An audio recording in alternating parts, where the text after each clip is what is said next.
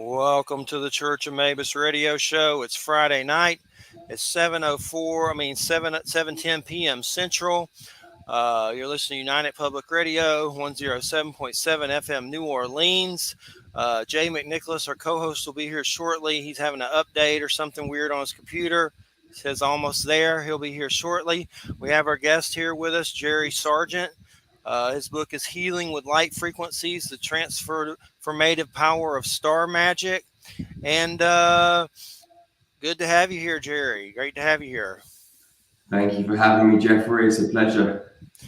And I was just looking at, you have another book coming out soon as well from, was it Inner Traditions or the superhero one or something? Let me find it. Activate your superhuman potential. Yes, I was just looking at that one, and they're supposed to send me that one too in the future. Well, it's interesting that you talk about stars, because one of my big experiences after, being healed from cancer and my father's death was I've seen beings of light, and in the heavens, I've seen two leave my house. And I came across a quote in a Jeffrey Mishlove book about some stars are indeed deities. And there's just, stars are just fascinating. What is a star to you? To me, I wonder if some of them are beings of light. I don't think they all are, but there's definitely some weird stuff going on with stars. No doubt about it. It's an odd thing. Yeah, I mean, stars for me are beings themselves. I mean, I truly feel that we've been stars, and we may return to being stars in the future at some point. They've got an intelligence, they carry frequency, and with inside our DNA, inside our biological makeup, we've got stardust. We came from up there, and we're going to return back there at some point. And with the work that we do, I mean, we use the stars themselves to bring in frequencies to heal body parts, to heal injuries, illness, disease, and they're powerful. Yeah, I mean, there's so much that we could talk about stars.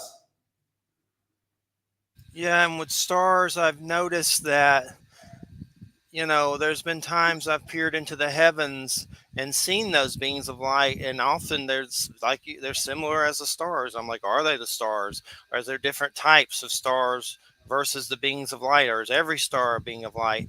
But it's almost like that quantum realm around the earth is a staging area for if we pass away. I wonder if that's where we go. And you had just said similar, and it's kind of like they usher you, maybe you do a life review, or maybe next they usher you off to wherever. But it's kind of like it kind of reminds me of The Sims, that game. When you look into it, I've seen like the sight into it and seen, and then you have to wonder when you sleep, do you go there too? It's fascinating on so many levels. I know in shamanism they call them luminous beings of light and things like that. But that area up in the heavens, is that some kind of is it a staging area where we go when we pass as well, do you think? That's a big question, bro. I mean, when we leave this physical body, I mean, our consciousness gets the opportunity, we've got a soul, we've got a spirit, we've got consciousness, and we get the opportunity to move on somewhere else. But we're part of like a multi-dimensional matrix, and we're part of like a system that is made up of multiple dimensions, and those dimensions fit into frequencies and densities. And we should get the opportunity to move on and have the choice to go wherever we want to go to. But most people don't really know they've got a choice, and a lot of souls end up coming back down onto this planet again, back into another body, and through this kind of physical vehicle, because we're blank slated and our memories are wiped when we come back down onto Earth and we incarnate. We become like a food source to other energies, other beings. I mean, there are lighter and darker forces in the universe, and a lot of them feed off of the low vibrational energies that come out of human beings. That's interesting that you say that. And I know in your book you talk about these parasitical beings. And I've had some strange things come up with my.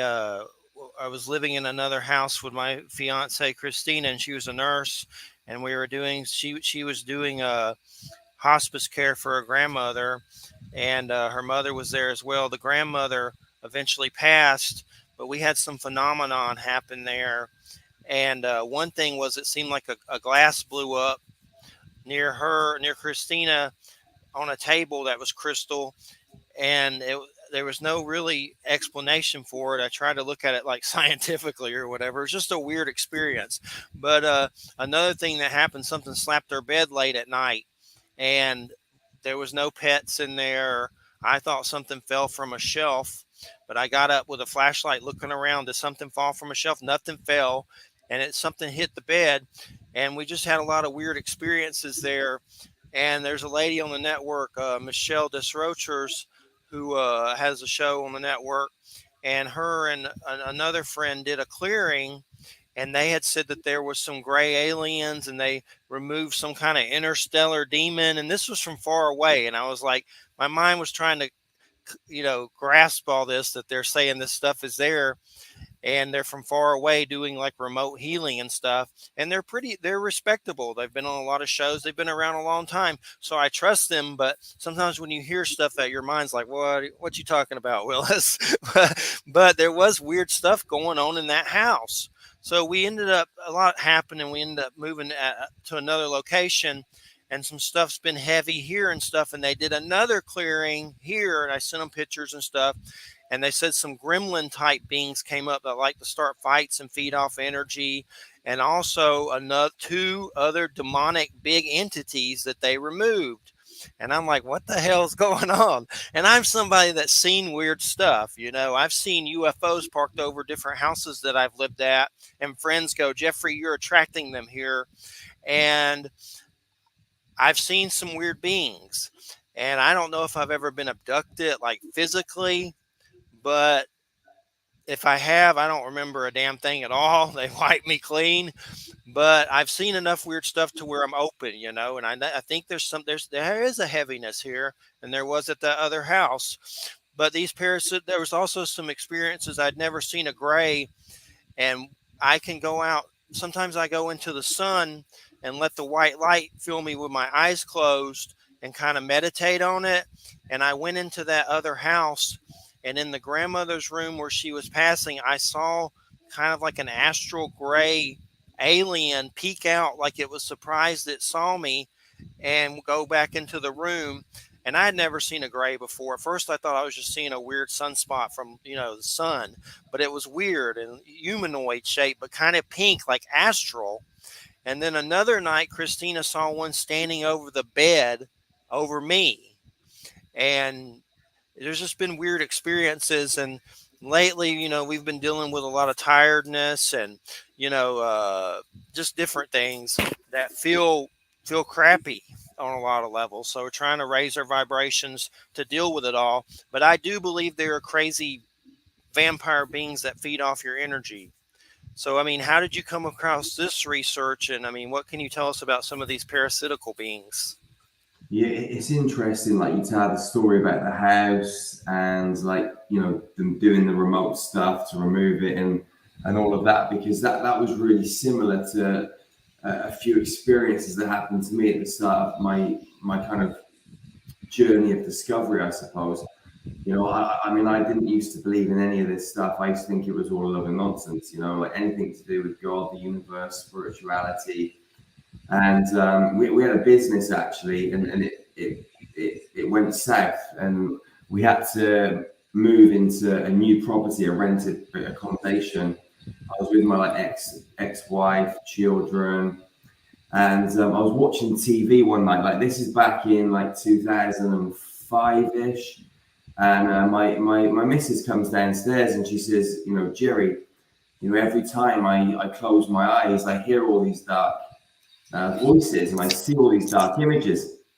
And she said, when I'm pushing the pushchair down the road in the morning, it feels like something's trying to make me push the pushchair into the road, like to kill the baby, like. And I looked at her and I thought, this sounds really weird, but you're my wife, I love you. What do you want to do about it? So she called her friend, and her friend was a priest. So this lady came around our house and she starts like dousing the house and all this energy, and she put crosses up and all this stuff. And I was sat there thinking, man, this is like something out of the poltergeist. This is really kind of strange. And then she calmed Laura down. Laura goes to bed. The next day, I went to see my friend and I said, listen, this really weird thing happened in our house last night. I said, what do you make of it? And he said, you've got to speak to this lady. So he gave me the name and the telephone number of a lady. Now, I was living in London at the time, and she lived right the other side of the UK. So I phoned her up, and she didn't answer, but she called me back a little while later. And, I told her the story. And she said, where do you live? And I said, we live at 316 Richmond Road. And that was the only little bit of the address that I gave her. And the phone went quiet. And then she said, have you been knocking any walls down? I said, well, we rent the property, but the previous owner has clearly built an extension. She said, yeah, you've got an angry old man in your house. I said, what do you mean an angry old man? I've not seen him. I can't see this angry old man. So I said, okay, let's pretend there is an angry old man. Like, what are we going to do about it? She said, I'll get rid of him for you. I said, brilliant. When can you come round? She said, oh, I don't need to come round. I can do it from here. So I'm thinking, this is getting a bit weirder and a bit weirder. She said, so anyway, we spoke for a bit longer. I put the phone down. I went home and I spoke to my missus and I said, listen, I know I didn't tell you I was going to do this, but I've spoke to this lady and about what happened last night, and she reckons there's an angry old man in the house. And my missus turns around to me and said, yeah, Jerry, I know, I've seen him. So I thought, right, you've seen this angry old man, this lady who neither of us have ever met, who lives the other side of the country, she's seen this angry old man. I thought there must be some kind of truth to it.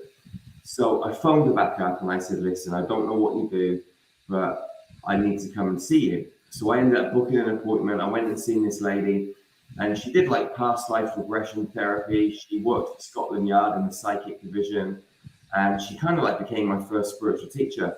And she taught me how to remote view, how to bring my light out of my body and travel, how to move through different dimensional spaces, pick up information, stuff like that. So that was kind of how things sort of kicked off for me. And then like loads of different things happened. But in terms of like the sort of darker side, about maybe 6 months to a year later, me and my friends, we were researching like the end of the Mayan calendar in 2012 and all of this sort of stuff. And we went to a talk that was being given by this man in a place called Basingstoke, which was just outside of London. And we got there and we sat down in this guy's living room, like me and my two mates, there's a few other people.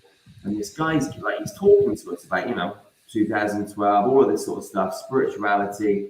And like, we're really green, like we're just getting into this stuff and we're just fascinated by everything. And I asked him a question and it was a little bit contradictory. I wasn't trying to be rude, but it was contradictory. And he stopped and he looked at me and he held my stare, and then his human face just disappeared. And there was like a green lizard looking at me. And like, I'm sat there thinking like, what is going on? Like on the outside, I'm trying to like cool as a cucumber. On the inside, I'm thinking, man, this is nuts, So he held me stare for what seemed like an eternity. And then the reptile face disappeared and his human face came back again. And he carried on talking. And then that night, he started trying to psychically attack me and my friends. And that's when I started meeting my first guides, light beings, spirit guides, who came to help me. And then like over the years, I've had like so many experiences with them. I mean, I was in Turkey going back like 3-4 years. I was working on a client at a healing center over there, and this being came in behind me like a Baphomet with got a goat's head with horns and that, and it started pumping fire through my back. So I stopped it when it got to my elbows and I pushed it back out of my body and got rid of it. And then that night I went into the gym. I had a training session. One of the guys in the gym, he was like, he was acting really funny. He was rude. He was taking my weights and moving them around. And the next night I was in the gym, he was really nice to me. And I realized that the night before, something had come into his body and was trying to get him to aggravate me. Now, when I came out of the gym, I went into the sauna and I was sat in the sauna and I looked through the little glass window in the wooden door and there were three beings looking at me. Like one had a Tyrannosaurus Rex's head and there were two with like green lizardy kind of reptilian heads. And they were just kind of staring at me and I'm thinking, what's going on? Now, over the course of the next days, I started getting lots of information about my birth and different things that had happened to me. And these beings didn't really want me to have that information. So the next day, I was having dinner with a lady, and we were in a restaurant, and this being came through the wall, tried to stab me in my kidney, and attacked me like astrally. So I brought my light out of my body. I'm running around the restaurant with like a bow and arrow and shooting like arrows of light into this being to get rid of it whilst having dinner. And then the next day, my daughter phones me from England, and a reptilian had dragged her off of her horse, had put her up against the gate in the stables, and was eating her womb. And I went in, I managed to drag this thing off and get rid of it. And her periods weren't right for maybe 2 years, So, even though this was happening in the astral, it was happening physically at the same time. And we've had loads of different experiences like this. I mean, we remove these things from people all the time in healing sessions. We have specific training days where we teach people how to remove these things from the energetic field, from the physical body, different scenarios. Yes. I've had some reptilian experiences. There was a Halloween. It was a pretty long time ago. Uh, God, 10 years or more. We had been partying, doing certain substances, psychedelics, and things like that. And I saw some reptilians around a lake. Like it was almost like they were kind of floating over the lake. And one was kind of almost, it looked like it had snakes for hair. I was like, that is that Medusa? Wasn't Medusa, but it was just weird. And another one was like a Hydra, and it was like they were kind of like a hologram or holographic or something like that. And my first thought, being from Georgia and being raised in a Christian from a dad that was a preacher and things, was like, oh my God, it's the devil, fallen angels, and freaking out that I was seeing, the devil. And I kept getting messages about, we love you and sing and dance, like positive stuff. At the time, it was just very confusing. But some things that I've seen later about them that look similar were some Mayan god glyphs, like from these oracle cards that are wood glyphs or something, and some of those Aztec kind of things. That's what they reminded me of. I also came across some encounter stories describing a being that they said had antennas on its head, and that's kind of like what it was. I don't know if they were snakes or braids or what the hell they were, but I've definitely had some reptilian experiences. And even now, some of the stuff I'm going through with blood pressure, kidney stone, you know, I'm dealing with blood pressure stuff lately. And then I hear about these beings. I know recently I watched that Obi-Wan Kenobi show on Disney, the new Star Wars. And there's the dark side has these inquisitors. They're kind of like witch hunters. And if you're force sensitive, they're coming after you and they'll either kill you or turn you to the dark side. And it kind of reminded me of, it seemed like in my early 20s, I had a lot of these UFO experiences and seen weird beings. But at the time, I had like this weird military helicopter show up over my house that made no noise. It was like a helicopter, but you didn't really see the tail and the propeller. It was more like a weird cockpit. And there was a guy in it that kind of looked like, Top Gun with all this stuff on him, and he waved mockingly and it shot off. It was almost like it came out because of those UFOs to see what was going on. And it's almost like there's something that if it finds out you're opening your gifts or Christ consciousness or whatever, it comes out and then it tries to interfere, or or something. It's in it. But when I saw that on Obi-Wan Kenobi, I was like, that reminds me of, some of the way I think about some of this stuff. Like he's, force sensitive, Darth Vader's coming for you. You're going to the dark side or dead. So, I mean, it seems like there's something like that, don't you think? Yeah, definitely. I mean, these movies are accurate. You know, they're so spot on a human level, and like an extraterrestrial metaphysical level too. I mean, if we talk about like a physical level, I remember a few years ago, like we started putting Merkabas up around our house and just playing with the energy. And I walked outside to go to the shop one day, and we had a black helicopter over the house. Literally, like it was that close you could kind of see into the cockpit. And it was just kind of observing, like, why are these guys producing so much energy out of nothing, And then, on like a metaphysical level, like we have these things wrapped around the planet, like invisible kind of energetic fields called frequency fences. And as your vibration goes up and you hit a frequency fence, it like triggers the game that we're playing, the Matrix, this hologram. And then it starts to, communicate with minds of human beings to try and come into your space to maybe say something that might annoy you and bring down your vibration. Or it sends in like other beings. There are many different kinds of beings. I mean, we call them shadow parasites because they behave like normal parasites, but they live in the shadows. Like if you get like a caterpillar that lives in the jungle, you get parasites that go into their bodies, take over their consciousness, make them climb to the top of the tallest tree, and then they explode. And then all of that juice goes over the like leaves and bushes, or whatever. Then the other caterpillars eat that. Then that parasite gets into them, and then they all climb to the top of the tallest tree, and the parasite grows. But these energetic parasites, they come into human beings' energy field. They come into the physical body. Sometimes they work remotely, and they take over the brain and the psyche of a human being, and they can make human beings think certain things. They can help the human beings stay addicted to cocaine or alcohol or pornography or whatever it is they can keep them addicted to keep their vibration low. So it is like we're in a spiritual war. We've been in a spiritual war for such a long time.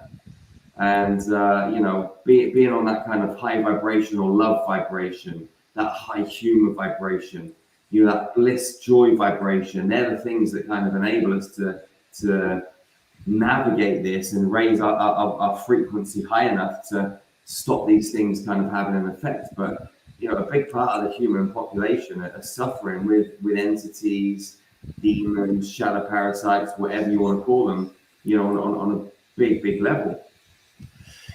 Definitely. And we have Jay here with us finally. You got interviewed by two bald aliens now to interview you. And well, good to have you here, Jay. And when it comes to these parasitical beings, I mean, what are things that you do to remove them? Is it about raising your vibration? And I mean, it seems obvious that they've been after me for a long time. I know I had a friend of mine that I used to hang out with, and in my early 20s, and he lived with me for a while, and he was telling me a story about he remembers waking up in a house with sleep paralysis and seeing these demons standing over him. One had red weird hair and like remembers it drooling and burning his skin, and then he woke up screaming, and I remember that, but I forgot it. But I'm almost like, man, these things have been after me since like forever, and I don't try to let it go to my head or anything. I mean, there's a lot of stuff I need to be doing. Like I would like to write more books. I'd like to do another, YouTube situation, things that help people. But I have to wonder if sometimes they're like trying to stop you from doing that, or maybe they're on me because of what I do now with this, which is a lot. 14 years of raising consciousness, and they don't like it. But what are some things that you do that for yourself personally to protect you? Just a little bit, if you could go into some of the things you do to keep them away. Yeah, and it's a really good question, and like it depends like where you're at with all this stuff. Well, because like when I first kind of found out about it and I started working with all this stuff, I was like, okay, I need to put my grids up. I was putting different geometries around me to to stop frequencies coming through my field and interfering with what was going on. I put them around my property, etc., etc., and they work. Don't get me wrong, but I think what happens then as you kind of progress and you get, more, you know, into this stuff, and you start to really kind of understand it and get to grips with it, and you're comfortable with it, then just having like a high level of awareness and staying in that kind of present moment state, like all the time, where you're in your heart and not bouncing around in your head. You can stay in a calm state of awareness, and you can see and feel what is going on around you, and that itself is enough to kind of keep your space clear, because you catch it in the moment. When you're kind of starting off, then it is much better to kind of put something up around you, to stop things interfering in your space. So, something like an octahedron, you can get like a chromium colored octahedron, visualize it around your body, and then stick an inverted chromium pyramid around that, which is larger, and then say a cube and a sphere. So you've got 4 geometries all spinning clockwise. You can feel them for the diamond or chromium frequency, and the beings, it'd be hard for them to come through, but if they do come into those chromium diamond energies, you're going to feel them and see them, and they won't be able to shape shift fast enough to move through chromium. Like kaleidoscopic chromium is like an Andromedan frequency that we were introduced to several years ago, and there's a massive wide color range within it, like all the pinks, all the oranges, all the yellows, any color across multiple dimensional spaces that you could, in frequency bands that you could possibly imagine, is held within this kaleidoscopic chromium. So as the beings try and come through, like they might get through and shapeshift for several seconds, but then by the time they get through the whole grid, you're going to catch them. Now, once you see them, I mean, if your heart is wide open and you're in a pure loved out state, these beings can't come into your frequency field anyway. If you're a bit of a guilt, if you're feeling guilt or rejection or fear or any kind of low vibrational energy, then it's much easier for them to come into you. And I think what's really important for everyone to know is that for these beings to get inside you, there has to be some kind of like contract set up. So like if you're in a, let's say, I don't know, you've left your missus or your husband, or you've been beaten by your partner, or something like, some trauma has happened in your life and your vibration is down, and you're like, just get me out of this situation. I just want to get out of this. Like, help me. And you're kind of reaching out to something that you don't even know you're really reaching out to. And these beings are there in the quantum field, like talking to you and whispering into your consciousness, like, we can help you. And they set up some kind of deal where it's like, okay, you let us live precariously through your energy field, then we'll help you out of this situation. And so you contract and you lock into it. So if someone comes to us and they've got these entities, then the first thing that we need to do is to find out when the contract happened. Go into that space, break the contract. Once you've broken the contract, bring that soul fragment, if it's a past or future life, into healing, or if it's in this reality, like an inner child or a teenage part of this human being, into healing, and then remove the entity. And to remove the entity, like, we've got a process. So the first thing we're going to do is we're going to put like a smoky quartz pyramid around the human being that we're working on, and the entity, if it's in their body or if it's in the energy field, it might be a bit of a bigger smoky quartz pyramid.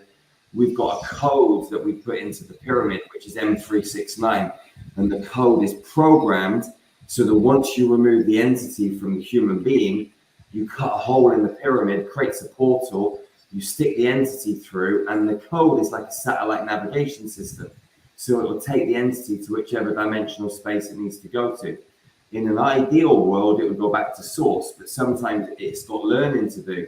It might need to go back to demon school or wherever it needs to go to learn its lessons. So, but the code will take it there. And there might be one entity, there could be multiple entities in a human being. But we'll put the smoky quartz pyramid around so that when you take the entity out, it can't go anywhere. It's stuck inside the pyramid to give you the opportunity to cut the hole and stick it through. Yeah. So a lot of it's like visualization and like using the realms of the imagination and things like that to deal with them, right? Like it's kind of like Jedi force powers. Yeah, I mean, imagination is reality. You know, like if you Yes. see something in the field, like it can't be. It's not just like we're, at school. We're like, you imagine something, and it's like something you make up, right? But actually, your imagination is reality. So whatever you're seeing in the quantum field is there in some reality. Some dimensional space. And I know in shamanism, creative visualization is a big thing, and using that to visualize different things. I call on Archangel Michael a lot. That's a good one that I've seen in light worker type stuff and things like that. And there's a lot of different stuff that I try to do, but sometimes it just seems like you're beating a dead horse. Like I don't know what it is lately. I know the world is in a really weird place right now, and I have to wonder with all the COVID craziness that just happened. And you have the crazy Ukraine stuff. I mean, Putin's threatening to nuke Ireland and us and Finland and Sweden. I mean, one match could set this thing going. It's a lot of fear and craziness right now, and you can feel it in the air, and it's kind of like just paralyzing almost. And it's just trying to figure out how to protect yourself from it and not get caught up in the fear of it. And these beings are probably loving it because it's dinner time, you know, for Absolutely. sure. It's Yeah. just absolutely crazy on so many different levels right now. And we were just like, hoping COVID would be over, and that's still not really over. And now you got all this, like I see a lot of these prepper people, that doomsday preppers and stuff, they're going crazy as hell right now. It's here. It's here. What we've been waiting for. You better be prepping right now. It's here. Like they're going nuts, which I mean, there's a lot of food shortages right now. So I guess that's why. So things are just nuts. So, I mean, is there particular things you do to shield yourself from some of this stuff? Like, I mean, you talked about some methods, but let's say you're having a day where you feel kind of crappy. I mean, what would you do to kind of boost your energy? Yeah, I mean that's a real good question, and I think it comes back to that kind of like prevention is better than cure, and if you like have certain protocols that you do every day, then you should never really kind of tip into that state. I mean, even though it can happen, like there's curveballs that come and smash us from time to time, but like when we're training people to heal with star magic, like one of the most important things that we'll get across to people is it's not really just a healing modality, it's a lifestyle. So when you wake up in the morning, you get meditation, breath work, cold showers, exercise, doing all of these things that can keep you tip top. So, and throughout the day, I mean, if you stop and you do 4 or 5 minutes of holotropic breath work or fire breathing or trauma breathing, that breath, that oxygen and that light, man, it can turbocharge you. It's like you've had like, 3 or 4 double espressos and you're just feeling high and happy and on it, just from the breath, going out and doing a bit of sun gazing. We were talking earlier, Jeffrey, before, we kind of got on, and you were saying how hot it is in Florida at the moment. I mean, that's the perfect time. Get out in the morning, the first hour of daylight, the last hour of daylight, start staring at the sun and activating the pineal gland. Making sure that you're putting foods into your body that are drenched in sunlight. Again, activates the DNA, the pineal, and it keeps us in a higher vibrational state. And things like TV, smash your TV up, get rid of it, smash up your radio, like just get rid of these things that are pumping, stuff into your consciousness that is just no good. Like we have to, consume everything that is of a high vibration. And it's not just food, it's like information too.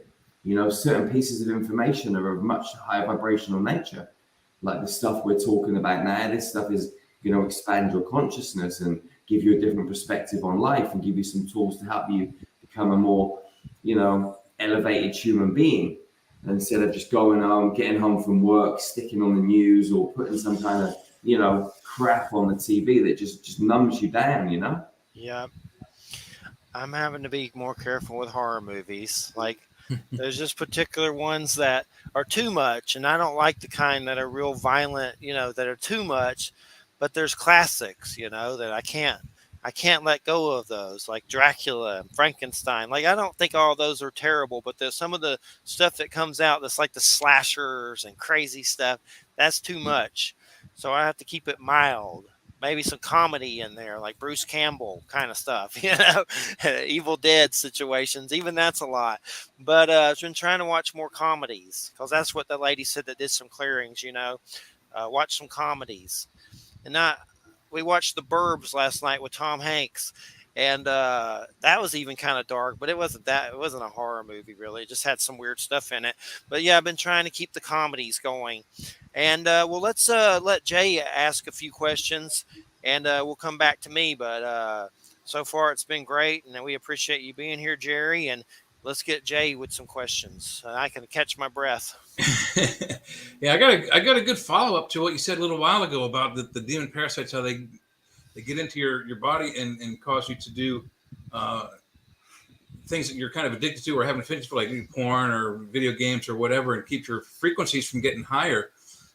What do you think about all these cell phone apps and these stupid games that everybody plays? I mean, I confess I have some in mind, but it seems like that's one of those things you're talking about that keeps your frequency from getting to the point where these demon parasite entities can't affect you. Yeah, you know what? It's a great question. Like, going back a couple of years, right? My son's like 17 now. So going back to when he was about 14, 15, we were traveling a lot, before COVID and all that, running our trainings and training people with Star Magic.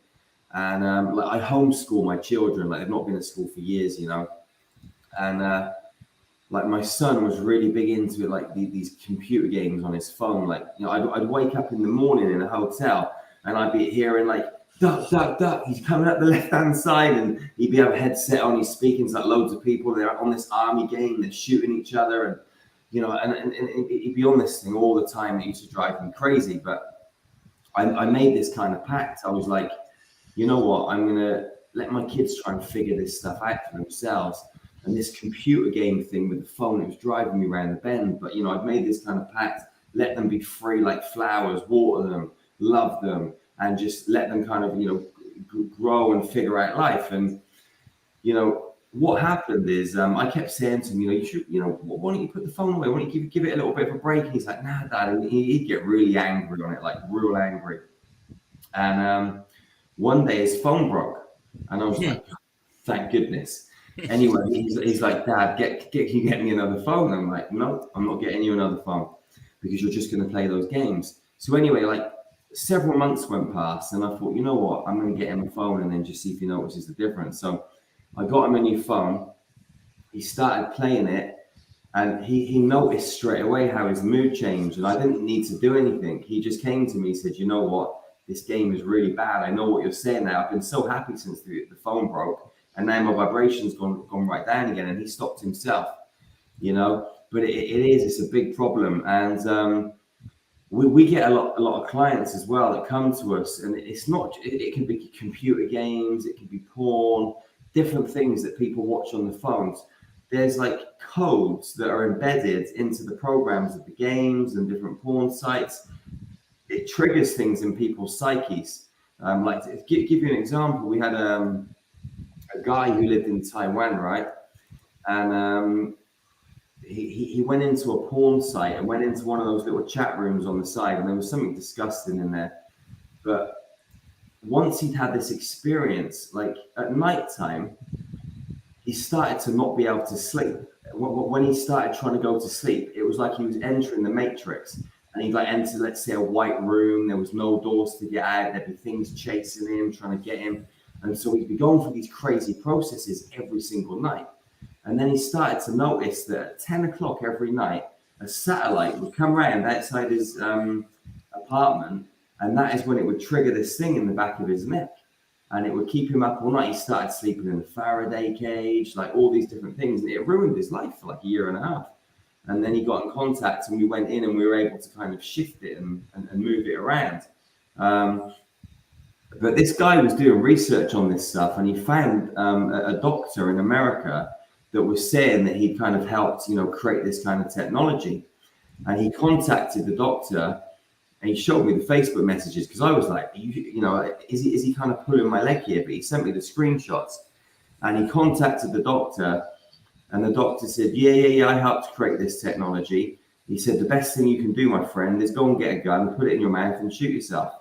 And that's what he turned around to him on Facebook and said, so this guy was like thinking there's nothing that he can even do about this. Now, we managed to remove it all and get rid of it, but it took about 3 months of working like every day, like doing little pieces, trying to figure out, because there was this complex system in the back of his neck that had been activated, very, very strange and weird, Yeah, I don't know if there's devices in people's brains or what, but people have been saying, they've been having fun with the zombie apocalypse for the last decade or more. And I said, it's never going to happen. There's never going to be zombies on the planet, but they are. If you look out on the street, any time of the day, you can see people walking down the street in their cell phone, completely oblivious to the traffic and things around them. It's like, what is it? You said there's codes. Is there also like physical implants? Because we know, like with the alien UFO stuff, there have been some actual physical implants removed from the human body that were of unknown origins, unknown metals, and also when they take it out, there's no pathology. Like the implants from the extraterrestrial technology doesn't create an inflammatory response, so the body doesn't reject it. So is that something also what's going on? Absolutely. I mean, not just implants, but also coming back to kind of like, shadow parasites as well, like parasitic beings. So they can take over human consciousness. And I see people walking down the road, like you're saying, they're kind of like, walking like that. And you look at them, they can be pale, there's no life force in them. You look into their eyes, there's no spark. I mean, some of these people have souls and they've been taken over, but you get some other beings as well that are kind of like hybrid beings that are soulless as well. And then you also get other beings or other people that have got implant networks in them. So little devices, they could be in the ear, they could be in the brain, they're in the heart sometimes. Sometimes you find them in kidneys and fingers. Sometimes they're like weaves, like in the back of the neck, all the way down through the spine and into the genitals. Sometimes they're like etheric, and sometimes they're like little pieces of like metal. They look like iron, like some kind of weird silvery iron. Like I've got a couple of pieces that we've taken out of people when we've been doing healings and stuff. I've spoken to dentists and doctors that have removed objects that there's no, the person's never had a filling, they've never had an operation, but they've got these weird things in their bodies, So, I mean, some people get taken on crafts in dream time when they're kids or teenage years, sometimes a bit older. Sometimes they'll come into people's bedrooms and put these things in. So, yeah, I mean, and there really are zombies that are like running around. It's wild, but it's true. Yeah, I mean it's kind of a stretch, but there's only one up. That's only the explanation I can think of. It's just the way these people walk around, face deep in their cell phones. I work in a large hardware store, and the kids that follow their parents around. I don't know how they follow their parents. They're just they got some kind of like compass technology in their brain. They know which way their parents have turned through the store. It's kind of disturbing, but I don't know, maybe we can get away from it. And I got something that I don't know if you've heard about this. I know your book is about healing with light frequencies and starlight healing, star magic healing. Years ago, it might have been 10, 15, 20 years ago, doctors and scientists are saying how, when we were kids, we would take flashlights and put them up to our hand. You could see the bones through your hand and you could see the tendons and whatnot.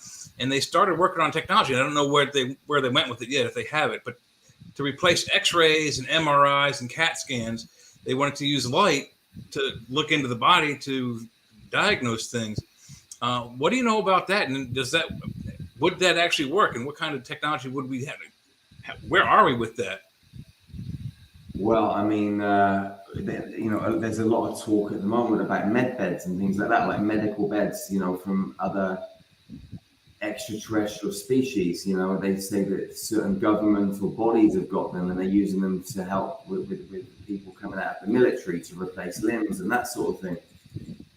Like when we're doing our work, like we do a lot of meditation work, a lot of journey work, and we've found these like holographic tables, like in mountains, like, you know, so you'll be journeying and you find them. Now, what we do is we take our clients' holograms. So let's say, for example, I'm working on someone and they're in another country, because all of our work is done remotely, unless we're in a training session in-house and we're doing demonstrations or a 2-day workshop or something. Everything's remote. So I would create a hologram of whoever I'm working on, entangle it, let's say with Jay Nicholas or Jeffrey Pritchard, and you would then become this hologram, or you'd be entangled with the hologram, and whatever I did to the hologram would then happen to you in physical real time, you know? So what we then do is take that hologram to one of these holographic tables and lay it down inside of it, and magic happens. Like, these holographic tables will work on the hologram, whether it's an injury, illness, disease, some kind of emotional issue, whatever it is, broken bone. Like, these things will produce healing. You know, you literally lie people down inside and things happen. I mean, there's also these kind of healing chambers that we take people to underneath the pyramids in Egypt. I discovered those years ago. And, you know, one of the very first, like, profound healings that happened when a guy, he was in hospital and he had like diverticulitis, he had E. coli, peritonitis, and he had some tumors in his belly. And the doctors had said to him, you know, you'll be lucky to make it through the next 24 hours, but if you do, we're going to have to remove like 10 feet of your intestine and put a colostomy bag in for the rest of your life. So anyway, they drugged him up, they pumped him full of medicine, they worked on him, and he made it, he lived, right?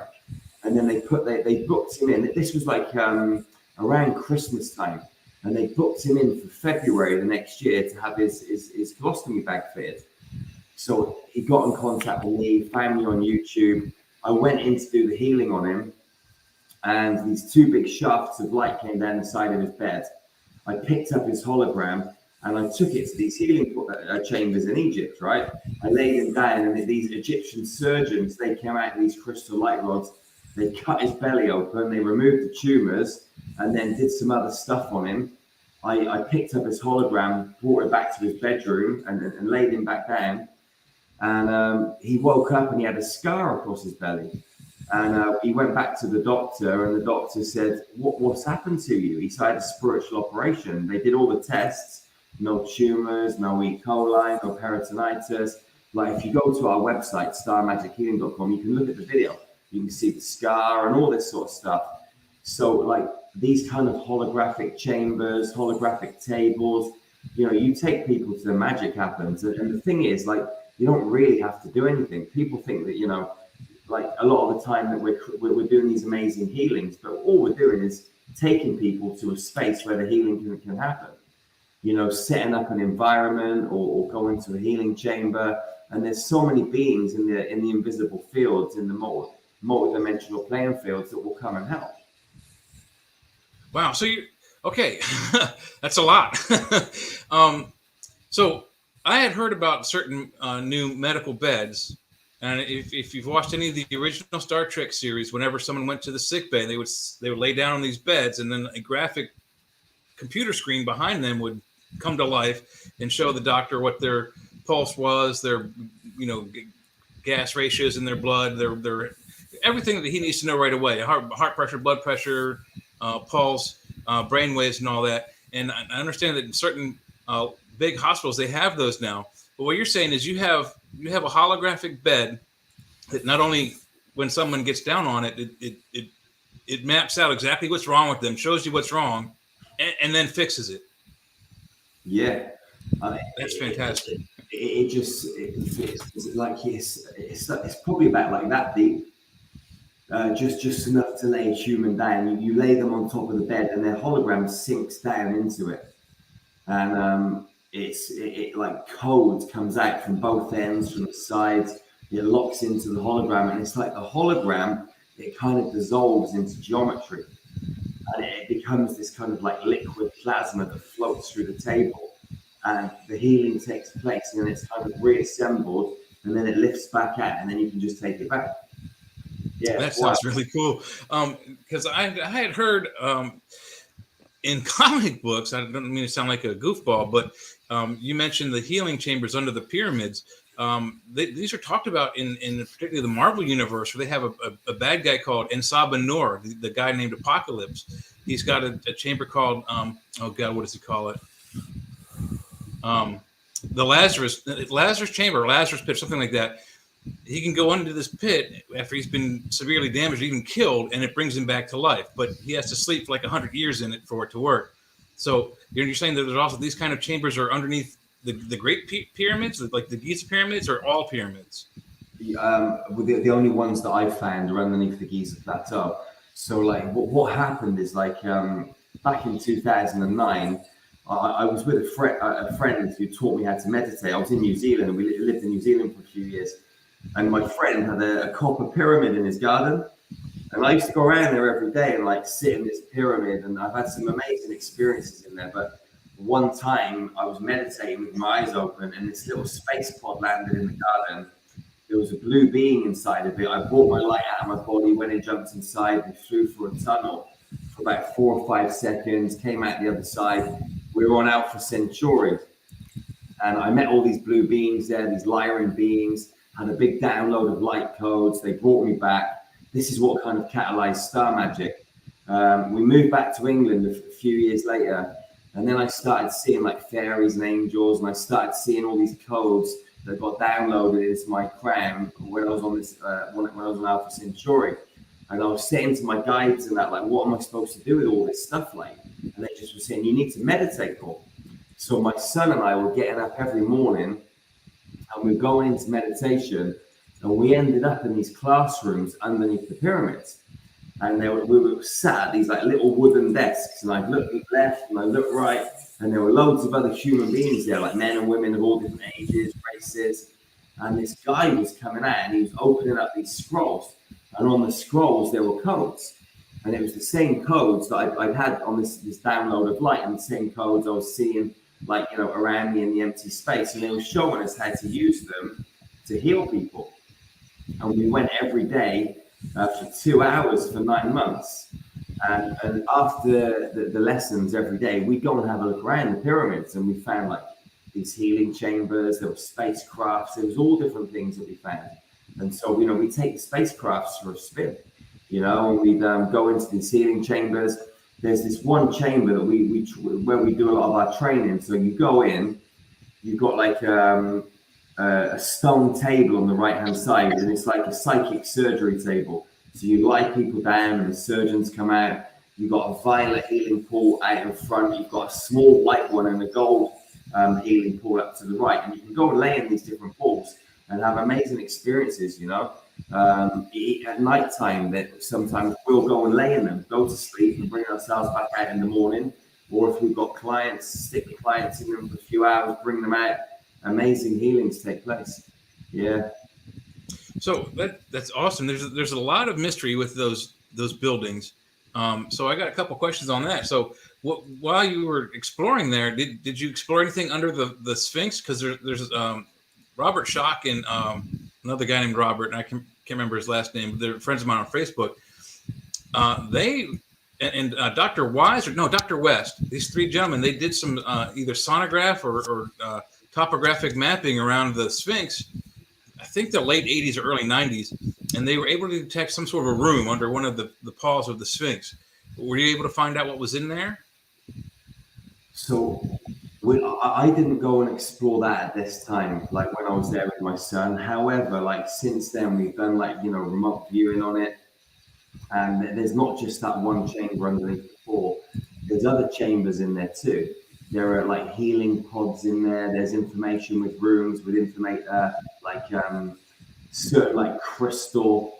They look like crystals, but they store knowledge and information. They're like stacked. They're stacked vertically and horizontally. They're sort of more to the back, and there's also stuff underneath as well. Like we used to have a TV show in Romania, and a lot of my sort of spiritual stuff has happened in Romania. But in Romania, they've got like a tunnel on the side of the mountain, and you know when you go into it, there's big giant chairs and giant crystals, and we've been in there, like not physically but astrally, and that takes you right through to Giza. It takes you right through to the Sphinx, and all of this stuff is linked up underground. There's tunnels that go through to India from it. Yes, everything's kind of linked. These huge tunnels under the ground. So like the Sphinx, the pyramid, all linked into Romania and other parts of the world as well. All these kind of underground tunnels and chambers. Yeah, I've always thought that the Sphinx and the complex of Giza were linked to other complexes like that, like in South America, Guatemala, and parts of Asia. But do we know who built them? I don't believe the Egyptians built them. They just physically didn't have the math, the technology, or any the necessary tools needed to make them. You would need to have the compass. The Egyptians of the 24th dynasty did not have the compass. They didn't have the wheel. You'd absolutely have to have the wheel to move those large stones from point A to point B. You could probably get them on the barges and move them up the Nile, because the Nile did at one point swim closer to the pyramids. But to get them from the river to the pyramids and then up the pyramids, you'd need the wheel. You'd also need, with the wheel is another technology, the fulcrum, in order to make lever. I don't think you know who built them. So like every year we do a trip to Egypt. We go there for like around 16 days, and we go from like Cairo down to Luxor, down through the Isis temple and back up. And we go into all the pyramids and all this sort of stuff. About 2 years ago when we were there, we were at this one temple site, and I was stood there next to this guy that was on our tour with us. And I looked to my right-hand side, and I saw like a being, like a much bigger being than me, like a human, but a much taller human. And he had like a laser coming out of his pineal gland, and he was cutting stone. And I saw this kind of like laser just cutting this massive, massive piece of rock. And it was like it was happening in another dimensional space next to me. And so I realized then that, you know, they could literally cut things with their own consciousness. They could actually move things around, you know, levitate things with their own consciousness, cut things, and everything was just kind of like very, very precise. I mean, the pyramids like fascinate me. I mean, it was my birth. We went there this year as well, like in March, and my birthday was on the 8th, and I think it was the 10th or the 11th. I booked the whole pyramid for myself, and I went in there in the dark. I went in for 4 hours. It was absolutely completely wild. I went into the well at the bottom, went into the Queen's chamber, went up into the King's chamber. I mean, there were so many beings in there. At one time, I was like, you know, man, like, you know, this is kind of crazy. Like, you know, I was trying to be brave, you know, but when you have so many beings walking around you and you can hear the footsteps and you see them coming through the walls and there's loads of them, it really makes you kind of like, you know, wonder a little bit. But I was inside the pyramid, and I was lying down on the floor in the King's chamber, and I brought my light out of my body and went up to the capstone at the top. I had this crazy download. When I came back down into my body, my physical body had rotated almost 180 degrees the other way. I woke up and I was in a different position. But I didn't remember physically moving, but something, either my body moved or the pyramid had moved or something happened, but it was just a bizarre experience. But that night, I met so many beings in there. And right at the end of my 4 hours, my son came in, and he came up into the sarcophagus, and he had a really bad knee. And he lay down in the sarcophagus. He injured it doing some weightlifting. And this being climbed into the sarcophagus with him, put the being's hand around his knee. His knee was better, just like that. Like, you know, wow. Just in seconds. Yeah. Yeah, that would be cool to get inside that building. There's a Professor Quarryman's inscription up in somewhere in the King's chamber that mentions Khufu or Cheops, whichever, depending on how you translate it, and it's written in like sienna tone paint, and everyone attributes that to that's who built the pyramid. But even at that time of the Egyptians, they didn't write anything in that type of ink, number one. Number two, anything they did write was carved immediately into stone or limestone. So it was more permanent. So have you ever a chance to see that? And by looking at that immediately, do you think graffiti? Yeah, I mean, you're talking about up above the King's Chamber. Yes. Yeah, like I've not been up there physically. Like they don't let you up there anymore. I've tried the last couple of times. Like, come on, guys, let us up there. Like giving them a bit of extra cash and all that. But like they removed the ladder now because you go up to the top. You got the King's Chamber, and then literally just outside the King's Chamber, you look up and you can see the door into the upper chambers. And they used to have a massive ladder up there. Apparently some guy, I can't remember what country he was from, but he took the ladder a few years back, went up there, and he got arrested, put in prison for it. And then they took the ladder at the pyramid then. But apparently you can get special access to go up there. But I've not been up there physically. But when I was there this time, one of the guards, like who works in there, like he's been up there and he showed us the photograph. He shows the photograph of all the drawings and inscriptions and that on the wall up there. So yeah, but you know, I truly feel that, you know, extraterrestrials, you know, angelic humans, whatever you want to call them. I mean, we came from the stars. We used to have like activated 12-strand blueprints, and we could do all of this stuff, and we had all these amazing abilities ourselves, you know. So maybe it was us that built the pyramids in a previous incarnation, you know, when we were more extraterrestrial than, you know, kind of human. I always felt the same way, that it wasn't necessarily extraterrestrial aliens, but us from an unknown time, an unwritten history that somebody knows about it, because our brains have been tampered with, and we can't access those memories and we can't access those abilities anymore. We use like 10, 11% of our brain, but some of these beings, in order to do that, access 80, 90, 100% of their brain, and then they can do pyrokinesis, telekinesis. They can levitate rocks and stone. And I hadn't heard about cutting stone, but you have a good point where they can shape the stone, cut the stone with their brains. And there are plenty of historical eyewitness events, I guess, where they say that the pyramids were built by giants who levitated rocks across the rivers. So it's fascinating. I wish we could find out someday. And you also have a chapter in your book on pyramids, on cleansing pyramids, and you talked briefly about that.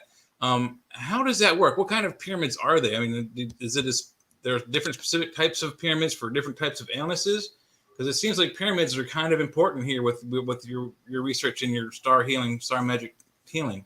Yeah. I mean, it's a good question. So like, there's one kind of like, I mean, we'll call it a technique, like for, you know, and what we do is we kind of connect, like we center ourselves and ask for, you know, star magic, Egyptian clearing pyramids. And then what happens is these like etheric pyramids appear in your heart.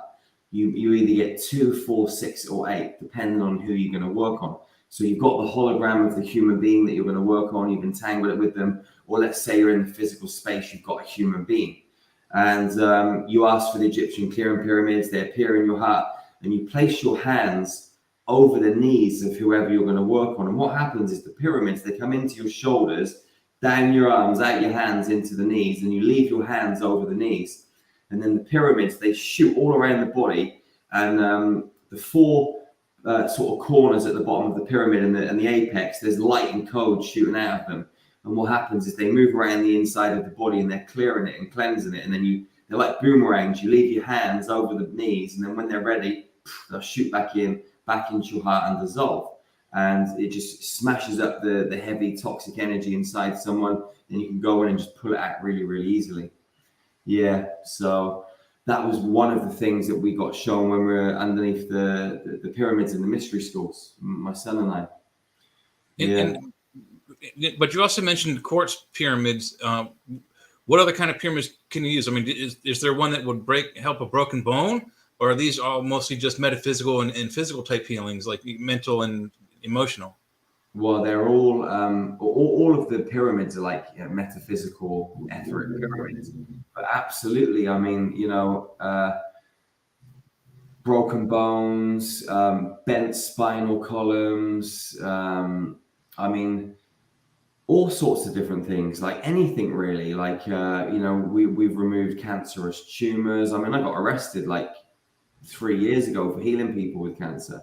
You know, I went through a 2-year court battle because, you know, we had a lady that got healed and she showed her medical evidence on YouTube, and that was it. Boom, came and got arrested.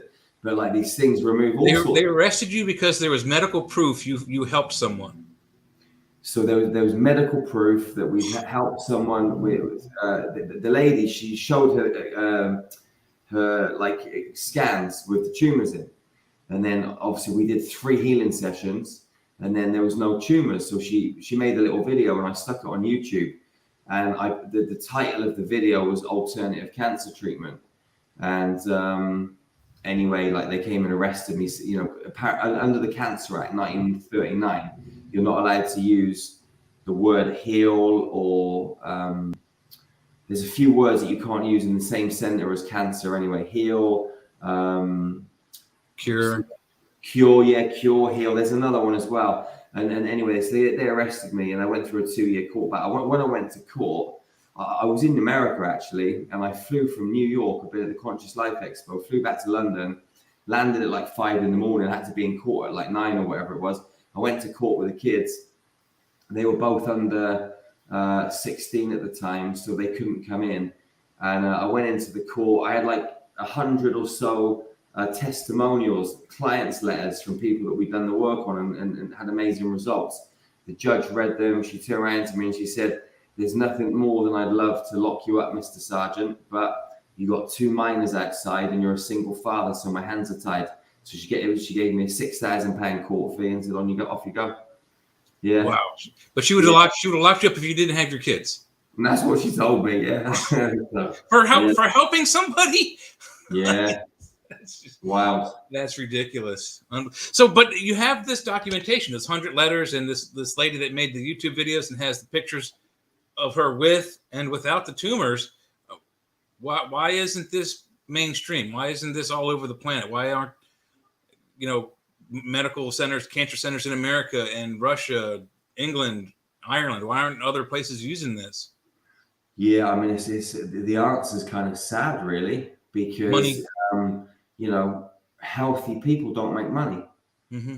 You know, sick people make money. You know, and cancer is big business. You know, like a country's GDP, gross developed product, is partially measured by how much cancer is in the country. The more cancer, the better. A doctor gets between $5,000 and $12,000 commission for administering chemotherapy. So if you've got all of these people running around that don't have cancer, then, you know, how are these doctors going to get their commissions? How are big pharma going to sell their drugs? I got a private investigator to find out who was funding my case that they came on me for, and it was a cancer charity. So a cancer charity had funded the case against me. So, yeah. Wow. It's unbelievable. I just can't believe that happens. I mean, a lot of people make fun of metaphysical healers, whether it's shamans or, you know, faith healers and whatnot, and acupuncturists, but there's legit science and legit research on how these different types of things work on people, but they don't make any money. So they try to repress it. That doesn't make any sense to me at all. I mean, obviously it does because they want to make the money, but it's just greed. It's got to be greed. It's got to be the main cause behind that. Yeah, greed and control. Yeah, because they can control us when we're unhealthy. Like the thing is this, right? Like, you know, like from an advertising point of view, I say I'm an energy healer, but really and truthfully, I've never healed a single human being in my life. All I've done is create an environment and facilitated a process. Mm-hmm. The human being actually heals themselves, because the human beings, the human body is designed to self-heal, but there are certain things in the human psyche, the energy field, that get in the way. So all we do is just create the environment, change things around on a subatomic basis, on a metaphysical level, and then clear it up, and then the energy can flow. And then once the energy can flow, the human being can physically shift and change. So, and we've all got these capabilities. That's the thing. And once you do that for someone, does that stay, or does later on they might need another healing that something blocks them again and they have to get another treatment from you? Yeah, it's a good question. Like both. like sometimes, you know, you might go and just do one healing on a human being and that's it. Boom, that's it. That's it. They're cool. You know, and then you might get someone else, you might need to do 3-4 healings and then they're okay. You get some people that you'll do a healing on and they're great. And then something else kind of trips them up, or there's some other kind of event that re-triggers something, and you know they might kind of fall and spiral, you know, and then you might have to do another healing. And yeah, so there are some people that you do a healing and they might get some kind of relief, but not all. It's not like 100% relief. So let's say they might get a 50% shift, or a 40 or a 60, and then you might need to come in a couple of weeks later and then finish it off, or you might need to come in 2 more times, you know, over the course of a few months. It just depends. Everybody's different, you know? Yeah, that's true. Everyone's body reacts differently to different stimuli. And this is kind of a weird question, but there are type of beings called empaths who are able to sense other people's, depending on the type of their empathy, either their emotional distress or physical distress. When you walk down the street, are you able to go, that guy needs me, that guy doesn't, that guy might, that guy does? It's interesting. Like I was where we live. We've just moved to like a new place. Like and I was down this kind of like sort of health center thing, literally like 3 or 4 days ago, and I was sat in the bar afterwards, just getting some food after my gym session, and I ended up speaking to this lady and her daughter next door, and I was listening to their conversation. They were talking about like ghosts and all this sort of stuff, so I was kind of intrigued, you know. And somehow we got talking and we started talking about ayahuasca and plant medicine. And her daughter like said to me, you know, tell me what's wrong with me. And I kind of sort of just sensed it for a second. I said, you've got a lot of anger in you. Like there's something wrong with your liver, because I could see the toxicity in her liver. And she kind of like, she was like, no way. Like she was blown away by it because, you know, she had a really bad liver. And it turned out that her father had abandoned her when she was little, and she had this rage at the masculine, rage at the dad, you know, and it was all stored in the liver. So I'm more one of these people that kind of sees things. I do sometimes feel things, but I'm more of like a seer and a knower rather than a feeler. And we get a lot of people, right, that come to our trainings that are amazing empaths. And, you know, some empaths are like the Jerry, I feel everything inside my clients. I don't want to feel it anymore, you know? Or they're walking down into the supermarket, or they're going through town and they're just picking up all this stuff. But for me, I think it's an amazing gift, because if you're working on someone and you've got a really bad right shoulder or spine or whatever it is, and you know exactly what is going on in their body, so it's like a measuring tool. You've got a precise, accurate measuring tool. So I always say to people, listen, like own that gift. Like don't want to get rid of it, because you might get rid of it and then wish you had it back again. So like just embrace it and own it and start to learn to deal with it, so you can like turn it on and shut it down depending on where you are. Because when you are in public and you've got all these crazy energies around, some high, some low, and they see like a beautiful light, they're like, you know, food, let's go. And so like, you know, you can get drained, or you can start to pick up, you know, other people's stuff, and it's hard for some people to deal with, but at the same time, it's an amazing gift, and I wish I had it more. You know, sometimes I'll get that kind of feeling, but it's few and far between. Yeah, and you're right. It's kind of a gift and a curse. I do have it somewhat. I don't know that I can control it, but I've gone to places and I go to walk into a room and I'm like, yeah, no, I'll go somewhere else, you know, because I can just detect tensions in the room. Or I'll go to another place that I know where I'm going to have fun, and I don't have any problem that there's a huge crowd of people there, like Star Trek conventions, football games, American football, not soccer. I go and watch. I like the Redskins, so I go to the Redskins stadium, even though there's like 90,000 people in the stadium. I don't like that larger of a crowd, but more than half of them are on my side. More than half of them like the Redskins, like me, and the other half of them are against us. And so I get that camaraderie where us Redskin fans are against the Philadelphia Eagles fans, and we can hate them for this 4-hour trip while we're watching this game. So that's kind of fun, but it can be, it's you want to go out and do something, but you get like this vibe in your brain, like, no, if I go there, it's not going to be good. So you don't go. Yeah. And it's again, like, you know, you can grid yourself up and all this sort of stuff, but yeah, sometimes, you know, it's better to kind of just not go there, you know. Yeah, I mean, like myself, like if I go to a cinema or I go out for lunch or something, and you're in kind of like a pub environment or a restaurant environment, I always go in and I'm like kind of like just I keep my heart open, I really kind of like get my energetic fields going, and I don't really put grids and stuff to protect myself, but I kind of keep my heart open and just keep that frequency really, really high and just really focus on it whilst I'm there. And Yeah, it's like yeah. the first day of school, if everybody remembers their first few days of school, whether it's elementary, junior, high school, whatever, you know, you got to go.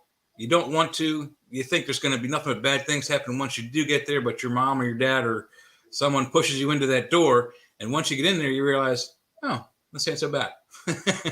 Yeah. I remember a few times when I was 5, 6 years old, holding on to the door, kicking and screaming, not wanting to go in there, Mm-hmm. Yeah, but then once the door closes, you're like, yeah, it ain't so bad. So, wow. That's a good session. I don't have any follow-up questions at this point, but I got them. I was just waiting for you to call me, to summon me forth. I know. It was coming. I was running out of topics. Well, I know I'd read on your bio and stuff that you had gotten into in your younger days with criminals and kind of a sordid past. I had a similar thing happen when my dad was alive. He was a very big man who was mentally and physically abusive. He's passed away now. He died of a heart attack. But he always told me if I ever did drugs, he'd kill me. So I never did drugs. But when he died, I did a lot of drugs. And for several years, I dealt drugs, hung out with people that were, shady, that I shouldn't have been hanging out with, criminal types, gangster wannabes and stuff like that. They called me vampire because I was pale. I've always been pale. Luckily, I sold. I didn't do anything too terrible, but that's still bad when you're doing that, getting caught up in coke and meth and stuff and things like that, and pharmaceuticals and selling them. And for several years, I did it, and I self-medicated. And now the only drugs I deal with that I'm trying to cut back because of blood pressure is a nicotine vape sometimes, which I'm close to quitting that. I've got that down to a lot less compared to other people. I've had bottles of that crap last years. I'm like, how's this crap lasted me so long? I've had this bottle for like a year. So I'm doing a lot less, but I'd like to quit it completely. And then we have weed in Florida that's, medicinal. So that's something I enjoy to do, but I try not to do it too much because I notice it's affecting my blood pressure and stuff like that. And I have arthritis and pain and things like that. I was doing this stuff called kratom, which is legal here, which has it's a of the coffee family. If you do a good bit of it, it's kind of like an opioid. And I was taking that. I quit that finally. And right now I'm just down to nicotine and weed. I'd like to get rid of the nicotine, and I'm working on the weed. But my point is I don't do the crazy drugs that I was doing, coke and meth and crazy. If I did that stuff now, I'd be in the emergency room. But my point is I got caught up in, some shady individuals. I turned into redneck Scarface for a few years down here in Georgia, and but I know you got caught up in some stuff, and you had some events. What can you tell us about a little bit of your past, and what were some of the events that finally made you get away from that and enter this field? This healing, helping others. Yeah, as a kid, like I played rugby. Like I played a lot of sports actually, but I gave them all up to play rugby because I was kind of good at a lot of sports and I couldn't do them all. And also, like I played tennis. My mum and dad couldn't afford to keep the tennis lessons up, so I chose to play rugby. And I got banned from playing rugby when I was like 13, 14 years old, and turned to like drink and drugs and you know the rave scene was like really rife in England. So I was up and down the country, ecstasy, acid, all that sort of stuff, blowing my whistle and, dancing around like a nutter to the early hours of the morning, like every weekend. And like a couple of my friends died when I was about 16. And I was like, I got to really kind of maybe sort my life out and get out of this stuff. So I ended up, I got a job at a local ice cream factory, and I was working their night shift. I was selling weed and other drugs as well in the background. And my plan was to save up some money and like buy an old camper van and then go traveling around Europe with my girlfriend at the time. So I worked for a year, saved up the money, bought the camper van. And then what happened is the night before we were supposed to leave, I was in the pub and this man walked into the pub. And we'd never met him before, we'd never seen him before. And he walked straight up to us and he gave us a yellow piece of paper. And on it, it had a name and a mobile telephone number, a Spanish mobile telephone number. He said, I hear you're going traveling, don't do it. He said, go to Tenerife and the Canary Islands, you'll earn £300 a week and you get free accommodation. And then he walked away and we were just there like with our pints, you know. And we were like, where's Tenerife? So we looked it up, we got a map out and all that. And we thought, right, it's near Africa, it's hot. And we're thinking £300 a week, you know, this is a lot of money for us, you know. So we sold the van the next day. We've got 2 one-way tickets to Tenerife. And we ended up kind of jumping out of the frying pan and into the fire. So I phoned this guy when I got there, and he ended up working for a high-profile criminal organization. A guy called John Palmer he was involved in like the gold bullion brick-smack robbery at Heathrow Airport in 1983. They stole like £28 million of the gold bullion. Apparently, he melted it down, and I ended up working for him, you know, in my late teens. So that was kind of like a real kind of like interesting period of my life, because that kind of, I was working for this timeshare organization, which led into drugs, which led into bank fraud and all different types of things.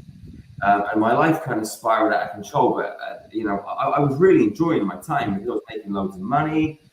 And I didn't really want anything else apart from like material stuff. You know, this spiritual thing hadn't happened to me.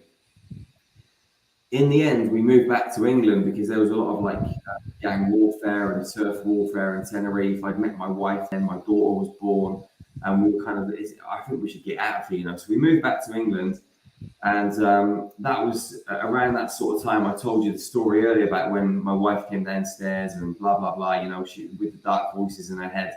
That's how I met my first spiritual teacher. So that event happened, but something else really profound happened at the same time. Went back to Romania, and where my ex-wife is from, and we were traveling from a place called Piatra Neamț in the north down to Bucharest Airport, and I was asleep in the passenger seat of a taxi, and Laura and the kids were in the back. Our son Josh had been born by then, and I wake up and there's a loud crash, and like the taxi is swaying from side to side. There's glass and there's wind. And I thought to myself, boy, we're in a bad accident. We're either going to hit the oncoming traffic or the car's going to flip over. And then all of a sudden we came to a stop and there's no other cars on the road. I looked at the taxi driver, he looked petrified. Alea, our daughter, was climbing out from underneath the driver's seat. Laura had Josh in her arms and both their mouths are full of glass. There was blood dripping down my face and there was a hole in the windscreen, but I wasn't bleeding. So I was like, this is so strange, what's happened? But I got out of the car. I looked about 30 meters up the road and there were 2 ladies lying on the side of the road. I looked about another 150 odd yards up the road and there was what looked like a dead body. And what had happened is these 3 ladies were crossing the road early in the morning to go to work. The first one got hit clean on with a taxi. She came through the windscreen, hit me whilst I was asleep, got flipped over the car and died. The second one had her ankles cut clean off. And the third one was physically okay. So I've checked on the kids and stuff.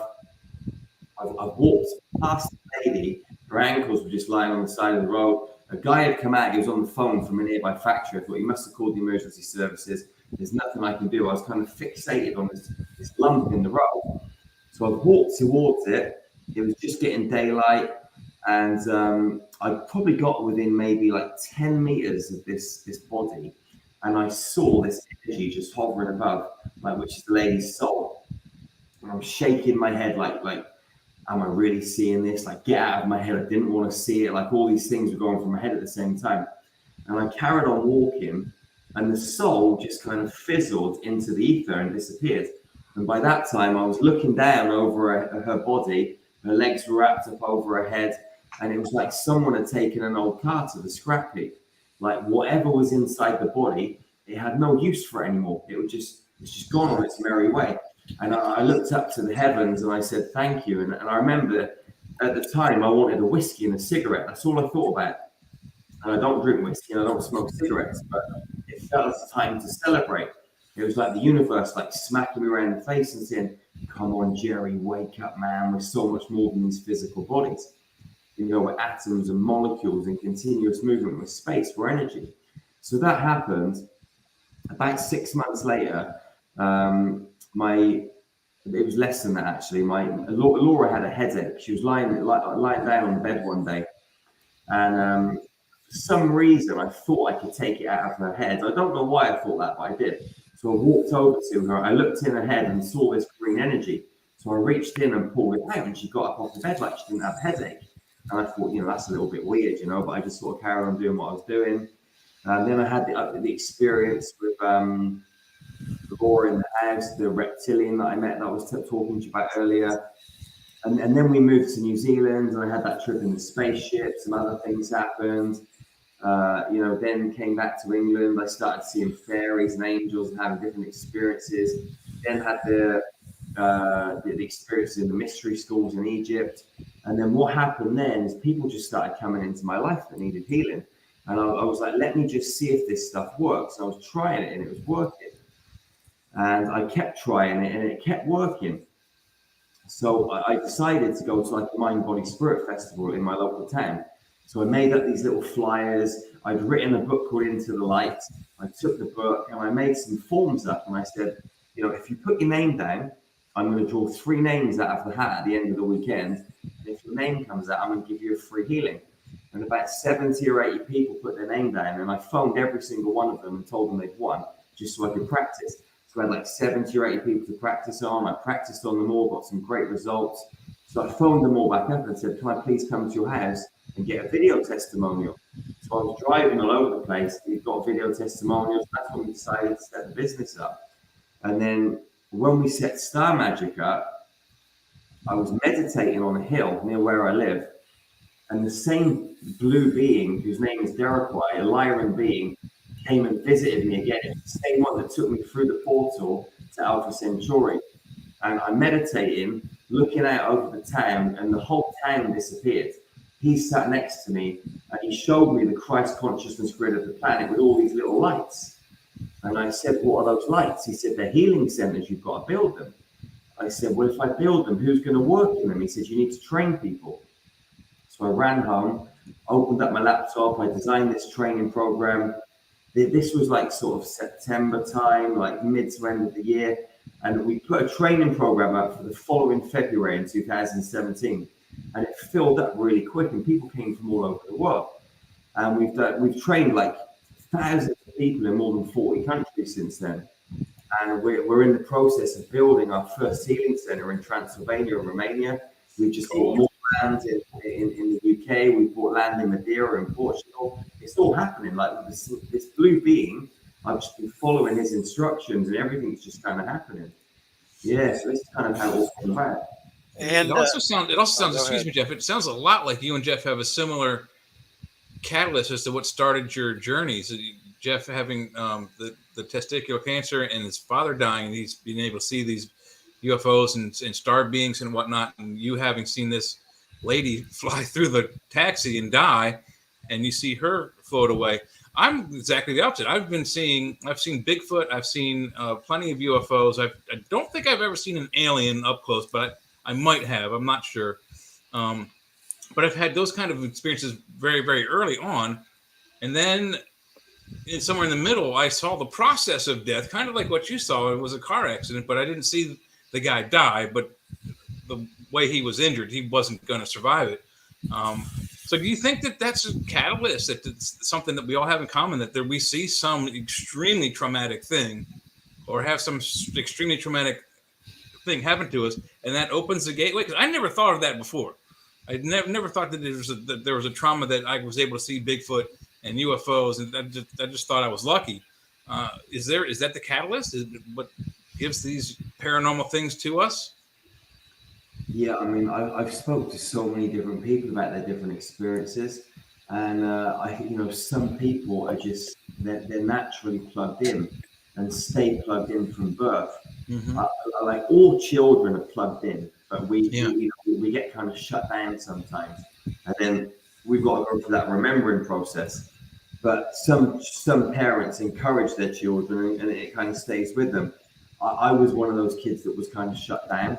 Um, I've spoke to people that have had like, crazy awakenings through some kind of accident or through some kind of abuse or through some kind of trauma, and it's catalyzed something. I mean, like, I think with me, for example, I had to have something serious happen, and to really kind of like, it had to be something that I saw kind of like with my own eyes, Mm-hmm. because when I look back through my life, other things have tried to wake me up. But I was so focused on my material world and the stuff that I was doing, it wasn't strong enough to get me to pay attention. But this car crash, seeing the soul and all this sort of stuff, like, I couldn't deny it. There was no way that I could say that wasn't real. And then once I knew that it was real, I was like, I need to find out more about it. Then you start journeying, you start exploring, you start getting inquisitive, and you just want to find out more. Yeah, I agree. I mean, I think there are some that are tuned in, but I don't know if maybe they look back in their life. Maybe there's something that turned them on or tuned them in. For me, it was Hurricane Agnes. 72, 73 is this huge, one of the biggest hurricanes to hit the Americas even till today. And we were without power for about 2 weeks, 3 weeks, and other parts of like Pennsylvania and Maryland were out for months without power. And so I was a little kid, 5, 6, 7 years old. And what do you do when you're a kid? You go out and play, or you watch TV. That's what we did back in the 70s. We couldn't watch TV, and it was kind of hard to go out and play because everything we played on was destroyed. So we had about a 3-foot puddle of water in our basement. So my brother and I would swim in the basement with nothing else to do. And my parents we had just moved to Maryland, and they had saved some of their boxes of books. Most of their books had been destroyed. My parents were huge readers. And so I got bored one day. I opened up a box and started looking through books. And it was like, I found my dad had a copy of Hitler's Mein Kampf. He had another book on the entire history of World War II. And then I saw Chariots of the Gods written by Eric von Daniken. And I was like, that's cool. And I looked through it and I found these weird pictures. I found the Nazca lines were interesting. I found there's a stone or several stones in Guatemala that have gears carved into them from people who wouldn't have gears. And I thought that was at 6 years old. I thought that's striking. Then 4 or 5 years later, when I was 11 or 12, I actually read the book, and I've read it 5 or 6 times since. And that's kind of what opened the door for me to at least the UFO, paranormal, and Bigfoot world, was a hurricane. It's interesting. Mm-hmm. And where did you go from there? From there, I've been on and off researching this since I was about 11. So I've read several books on it. Most of my books got thrown away before I just recently moved up here a year ago. So I lost a lot of my research, but I've seen almost every UFO documentary there is that's on DVD or film or VHS. Since being with Jeff on the show for the last 8 years, I've interviewed quite a few big names in the industry: Nick Redfern, Bill Burns. Did we have Don Schmidt on here at one point, or did he back out? I can't remember. But we've interviewed a lot of people on this, and I've come to the conclusion that what I started seeing as a kid, it's not fake. There's no conspiracy behind the fact that there's some weird stuff going on with our planet that we are not in control of. Absolutely, yeah. I mean, it's not even just this planet, it's the whole system that we're inside of, this 15-dimensional system. The whole thing's kind of controlled. A lot of people think, well, we move up the dimensional spaces, up the frequency band, and everything's going to be a lot more pleasant. But actually, there's manipulation and control all the way through the ranks, not just here on planet Earth. So, yeah, I mean, we need to get out of this time-based matrix. And these physical bodies that we're inside of are our best opportunity to do that. We as humans, like we were saying earlier, we have the DNA potential to be so much more than we actually are right now. We can go back to that kind of angelic human version of us where we can teleport, where we can use telekinesis, where we can heal at distance, where, you know, we can bring our light from what phase out of one reality and into another reality. Like, you know, telepathy, all of this stuff, these are natural abilities. We've just forgotten them. You know? Yeah, I totally agree. And I think somewhere in our history, it's been turned off. The Anunnaki, who are one of the alien species that allegedly created us using their DNA and the DNA of native species from this Earth, this planet, they say that they've tuned our brains down or dumbed our brains down so that we can't use our full potential.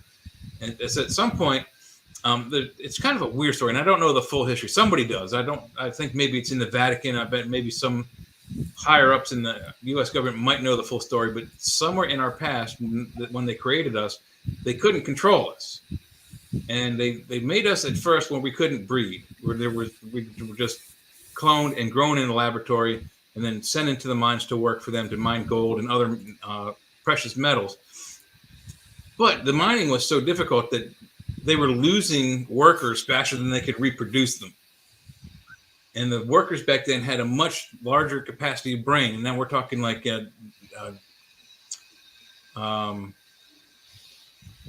gosh, I just can't remember the names of the previous versions of us, but they had a large, like not by much, but a larger capacity brain than we do. And then all of a sudden there's Homo sapiens sapiens. We have a smaller capacity brain, but we're more advanced than the ones that we kill off. Then we're talking like Neanderthals and Homo rhodensiensis and others like that.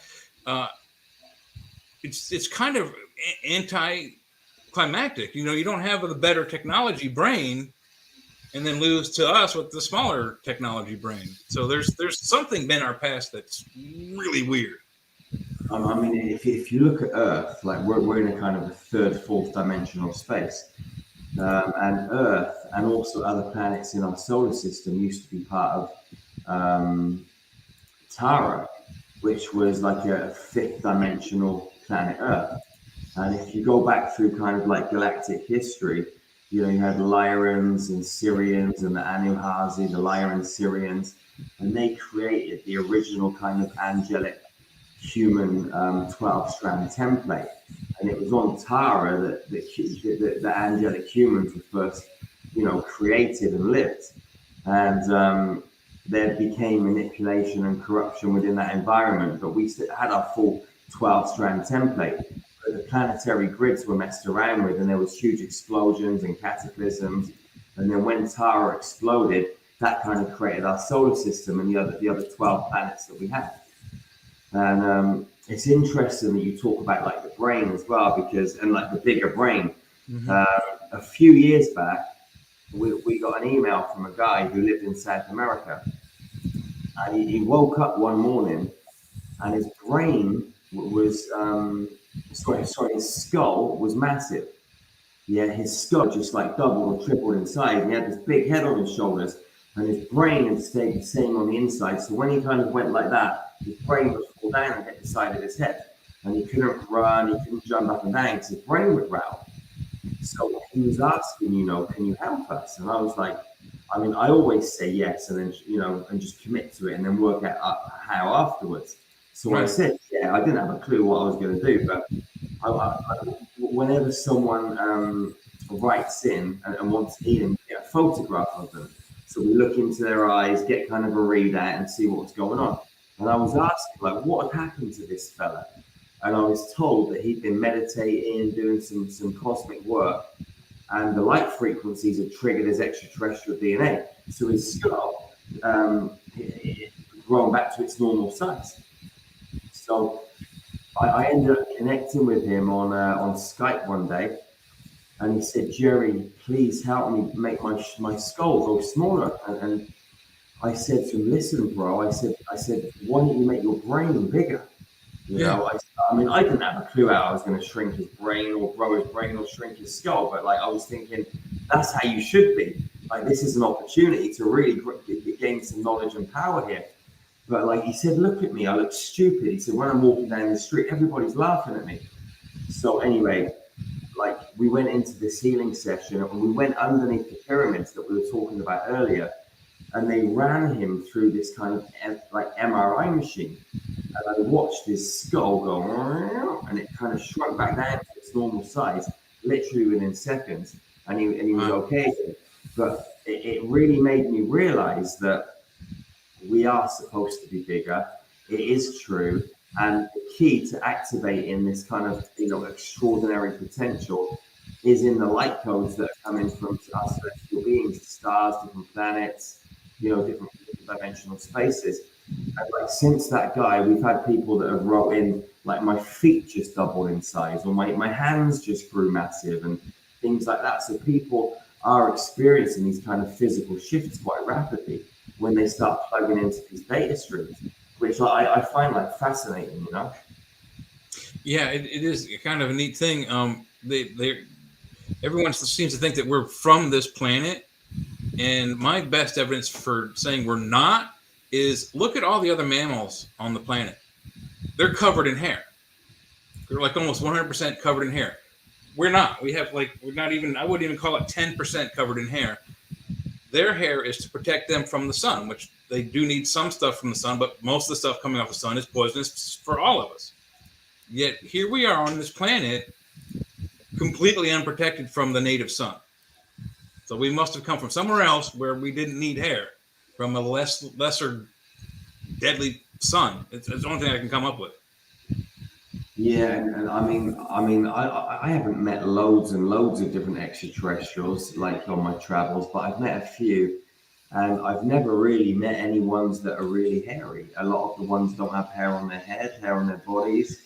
A lot of them don't have like eyebrows and things like that. It's completely different. Yeah, I've met some androgynous ones, some with different sexes, but yeah, I've met some kind of like bird-like beings that have like feathers, but kind of humanoid beings. They're mostly just kind of just skin.